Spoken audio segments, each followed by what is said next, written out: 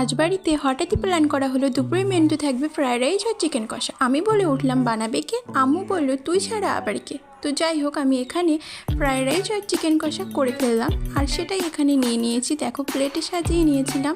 আমার পছন্দের পিসগুলো তো পরপর ছিলই, আর আমার বাড়ির সবাই না আমার হাতের ফ্রায়েড রাইস, চিকেন কষা, বিরিয়ানি সমস্ত কিছু খেতে বেশ পছন্দ করে। বরাবরই ওরা প্রশংসাও করে, সেই কারণে আমি বারবার বানাই আর কি। আর দেখো, আমি একটু একটু করে মাংস ভেঙে ভেঙে নিয়ে গ্রেভির সঙ্গে মাখিয়ে মাখিয়ে খাচ্ছিলাম। আর ফ্রায়েড রাইসটা খুবই ঝরঝরে হয়েছিল, সুন্দর রান্না হয়েছিল। তার ফাঁকে ফাঁকে একটু করে স্যালাডও খেয়ে নিয়েছি। আর এই দেখো কতটা সুন্দর জুসি হয়েছে। আমি লেগ পিস থেকে একটু একটু করে মাংস ছাড়িয়ে ছাড়িয়ে ভাতের সঙ্গে মেখে মেখে খাচ্ছিলাম। বেশ সুন্দর রান্না হয়েছে।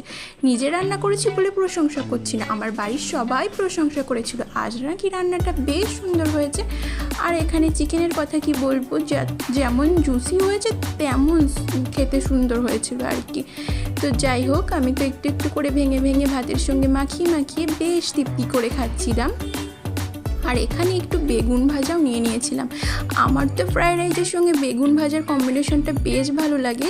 তোমরা কারা পছন্দ করো আমাকে কমেন্ট করে জানিও। আমি তো বেশ ভালো খাই, তো সেই কারণে 2-1 পিস নিয়েছিলাম এর সঙ্গে।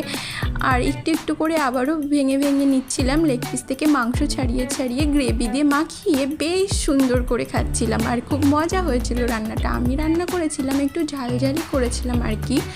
তোমরা কারা আজকে কী দিয়ে খাচ্ছ আমাকে কমেন্ট করে জানিও। ভিডিওটা এতটুকুই ছিল, ভালো লাগলে শেয়ার, লাইক, কমেন্ট করে দিও। টাটা।